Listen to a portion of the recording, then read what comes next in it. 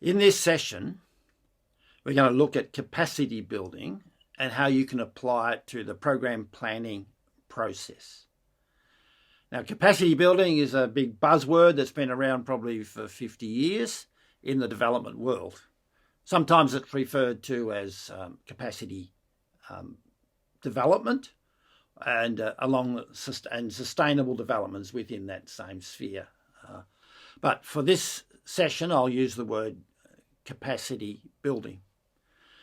Now, there are a number of definitions, so I'll just give you two that have been used by the UN Organisation for Economic Cooperation and Development, OECD, and they define capacity building as the process whereby people, organisations and societies as a whole unleash, strengthen, create, adopt and maintain capacity over time.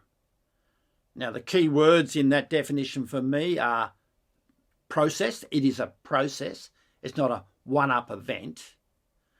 And it is over time. You're looking for long-term outcomes from a capacity building process. Another definition that the OECD uses is that capacity building is the improvement in an individual or organisation's facility or capability to produce, to perform, and to deploy. And a key word in that definition is the word improvement. You don't undergo capacity building in order for things to stay the same. You actually don't undergo a program planning process with the idea that things will stay the same.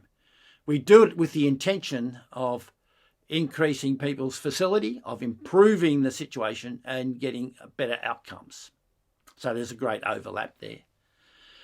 Now, with capacity building, the reason I say it's really important to program planning is that whether you intentionally are aware of it or not, or have identified it, almost every program plan has capacity building elements. And by being aware of those elements, you can give it more attention and hopefully have more chance of success. So with your program planning, and particularly in language development program planning, I would say it's predominantly capacity building activity. In your program plan, go through your plan and look at it under these four areas and think, is there an intentional capacity building part of the plan? Start first with individuals. Capacity building is about giving technical input and training to individuals so they can go to the next level in order for the organisation to develop. So how many training activities have you got there? Whether informal or formal, they are effectively a capacity building activity. So look at that and strengthen those if they are an important part of the program. The second level to look at is organisational development. And sometimes we skip this, but organisational development is the organisation as a whole that is a key organisation in the program. What are their systems like? Their decision-making systems are like? Do they have the assets to actually do the job? Do they have the level of governance that's required for the organisation to have integrity within the community and broader? What are the program planning opportunities? Do they actually undertake program planning or have a capability for that? So there's a whole lot of things in organisational development that may be critical actually to the success of the program. And while if you don't acknowledge that, you may do the individual technical training input that may be actually successful, but the organisation actually is not developed enough to sustain that development over time. So that's another area you need to look at. A third area is called institutional development, and that's at a higher level again, is how are the key organisations or institutions within the program, how well do they relate to other institutions? What is the quality of the relationship and the partnerships that exist? Because no program is run in isolation. No program is run by one organisation. It's always a network that makes the program successful or not successful. So that's a really key. You may need to open that question up. So, for example, what's the relationship between a local educational institution to the national education organisation? Or what's its relationship to an NGO that works in that same area? We want to foster and strengthen those relationships in order for the institution to be able to deliver successfully over time. And the fourth area in your program plan that you may want to look at is community development. And that is, what I mean by that is the ability of the community to make decisions for itself and implement progress itself and control its own future. Ultimately, that's what you're aiming for with most programs planning, is for the community to have that level of autonomy to be able to make decisions for itself and not rely on external organisations. So there is a capacity building within the community, a community development aspect of it. And that may be actually more important than any other area in terms of long-term sustainable development. So with that, I say do your program planning and then take the time to identify those areas of development that are critical to the program's success that I would call capacity building, and then do your research so you can do that as best as you can. Now, while I've been promoting the use of capacity building as a way of thinking through your program planning, we also need to be aware of the dangers it brings. And there are quite a few of those. The first one is that because capacity building is a buzzword, its achievements are totally overstated. In fact, research suggests that there's been actually billions of dollars spent under the name of capacity building, primarily from the West to the less advantaged world, the more marginalised world, without achieving any of the outcomes that they said they hoped for. So you can overstate it. So my view with capacity building is don't promise more than what you're able to deliver. And incremental change is okay. It doesn't have to be transformational change. And the issue around that transformational change, complete change that is often stated in capacity building projects, is that it looks good to the funder. It is a buzzword, but when the outcomes don't line up, you get an issue around integrity. So don't overstate it. The other danger is that capacity building is what projects or processes, when they're implemented, for me are like sometimes like lock-ons to what already exists in the community. And what I mean by that is there already an established process has been developed that other people think is useful for the community and will take the community forward. And they're run as a workshop or over a period of time, a training program it might be, or it might be organisational development. And while the material is good and the people who participate may quite enjoy that, and they may write a nice report at the end of the workshop or the training, when you look at it over time, it is those things that are taught are not actually integrated into the organisation or into the community. So I call them sort of lock-ons. They've locked on, and after a while they just rust off. And so we can spend a lot of effort and a lot of money and capacity building on lock-ons. Now, ideally what you're looking for is for any capacity building learning to be integrated within the community or within the organisation or within the individual who's working in a team, that it's so integrated that it just becomes part of the normal process. When it's integrated like that, it will go on it'll be passed on to the next person, or it becomes part of the culture of the community, of the organisation over time. So you're looking for full integration, not lock-on community development activities.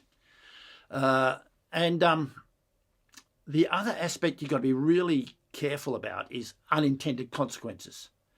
Because if you build up the capacity of an organisation, you can effectively decrease the capacity of another organisation. So when you look locally, you've got to look at how decisions are made, how things are resourced locally. If you don't look at that and you simplify the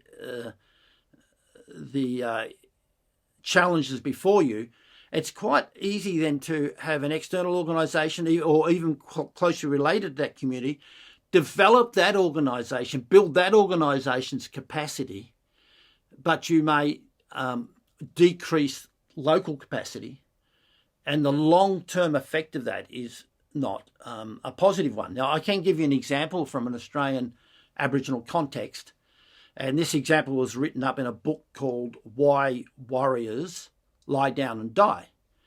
And it talked about a housing shortage within an Aboriginal community. And the government, the federal government, decided that they would resolve a housing shortage by bringing in external contractors from outside the community. And they were going to build a whole lot of houses that were the same plan on a concrete slab, all in a line. And they did that. And they delighted in about how they had solved a housing problem. They would say built capacity. They would even put it under capacity development or community development, sustainability, used all those words. But the effect of that external white contractors coming into the community was that that initiative failed to recognise that there were already local Aboriginal people who were carpenters and builders. And they built houses within that community, not with all the modern day concrete and things, but effectively built houses that people lived in and lived in well. Now, they may have needed to increase the number of housing and the scope of what they did, but there was an existing carpentry, house building knowledge within the Aboriginal community run by Aboriginal people with some limited other support. Now, that initiative was totally bypassed. Those builders felt that they were ostracised, they were shamed by all these new buildings coming in, and the building industry within that Aboriginal community stopped. And that skill set was then lost to the community. So it was, in the end, long term, it was a tragedy. Whereas if they could have worked with the existing carpentry skills and builders and worked on the scope of that, worked with what was existing, there might have been a different outcome. Now, the irony in that is that the government didn't even recognise that that existed within the community because they never took the time to find out. So with capacity building, be careful about lock-ons, be careful about what you bring from outside into the community. Wherever possible, work with what is existing and grow that, then bring something from outside. So they're the dangers of capacity building. Now, within your program planning course, I suggest you go through the 4 areas, you identify opportunities, be careful about bringing outside agencies to lead that capacity building. It may be necessary on some occasions, but be careful about that. And see what already exists within the community in those areas and build on that. Now, with the course that you're currently doing, the Program Design Planning course, I asked myself the question, is this just a lock-on? Is this just something that I'm presenting to you that you may enjoy the course, but over the long term actually will have no real application? So the way the course is set up is trying to overcome that. So you'll notice in the assignment that you have at the end, is that it is to produce your own personal, useful team building and program planning resource kit. So from all the information that you've learnt over the weeks of doing this course and all the other readings that you've looked for yourself and shared with each other, you are to produce your own resource kit. And that may not include anything that's in this course. And if you've, for example, enjoyed this presentation on capacity building and how it fits to program planning, you may want to produce your own teaching on that so that you don't hear from me, but you clarify exactly what you're thinking and how you see it fitting with the community you're working with. So that your personal, useful team building and program planning resource kit, the aim of that is for this really individual capacity building program planning course to be more easily integrated into what you're already doing and perhaps be more sustainable over the long term. So in my ideal world, your future program planning course, and when you're mentoring others, will not actually have any of my material in it.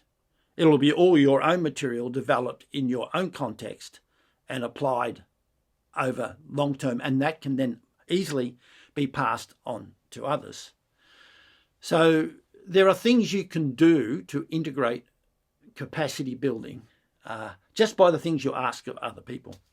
Now, I won't know until probably, and you won't know probably until 2, 3, 4 or 5 years, whether this program planning, program design and planning course is actually an effective capacity building process.